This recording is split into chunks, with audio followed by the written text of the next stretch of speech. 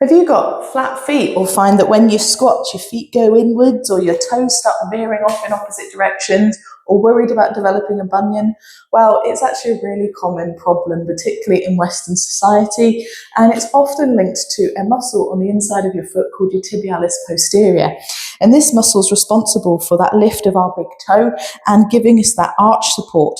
And what we should find is if you lift your big toe, the inside of your foot should lift up. If that isn't happening, or you're struggling to lift up your big toe, then the chances are that muscle is a little bit weak and we need to get it working. So here are a quick couple of exercises that you can do to get tib post working and help with your arch support. The first exercise is super simple. All you're going to do is have something on the floor to scrunch. The thinner the object, the easier it is. The thicker, such as a rolled up towel, you will find this a lot more challenging. And actually, if you can, scrunch and pick up. The goal here is we're trying to activate the inner arch, and we should see that inner arch lift as we scrunch. And again, a thicker object is a lot more challenging. You're looking at 10 to 15 repetitions a couple of times a day.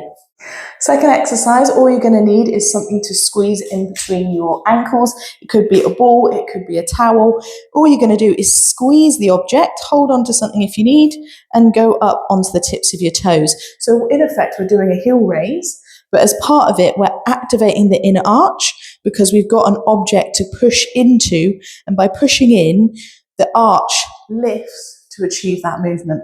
The third exercise is super simple, particularly if you're sat in a chair. All you're going to try and do is separate your toes. So we're trying to squeeze our toes apart, squish them together, squeeze them apart, squish them together, pull them apart, squish them together, pull them apart.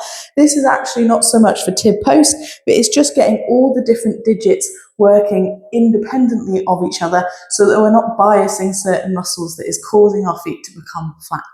And then the final thing that you want to do is actually work on the arch in certain movements. So say, for example, we're trying to squat.